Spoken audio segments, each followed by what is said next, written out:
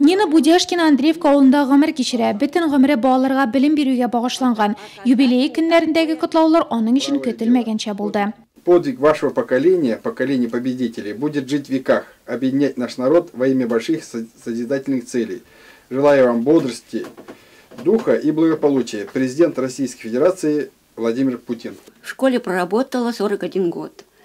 Ну и после школы, конечно, не прекратилась связь со школой. Меня всегда приглашали на первый звонок, на последний звонок. Искемзе авылында яшәүче Мәдинә Шәйдуллина юбилейы да тулайым урам бәйрәменә әйләнде.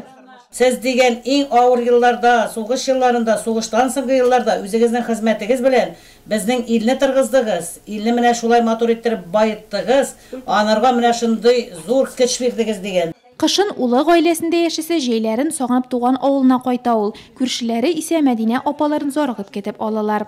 Кіріп чығал біздің қалды біліп енді, біз кірмәсек, өзі кіріп жете, ол көрінмәсе, біз кіріп жетеміз енді. Әбей біз 5 вақыт намаз оқиынды. Шылай бізге болышып, біз анарға болышып, шылай яшап ятабыз енді.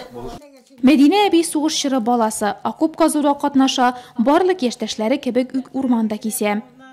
17 yaşında suğuş başlandı, şundan tutunda onlar kalgan irleri suğuşa gitken kadınlar bile, apalar bile kırda yerde işleyip, onlar çınaktır bir şey kuşa başladılar. Onlar fısılmığa ki barıp kayıttık kazanında, onlar niye akop kazırga, onlar ondan kaçıp kaytamız da, kaçıp kaytkandan sonra onları hizmet ettirip urban kesergeyi verirler. Buna şılay ömür ütüp, şılay yaşap durabız. Яхшы сүз һәр вакытта да йөрәккә җитә.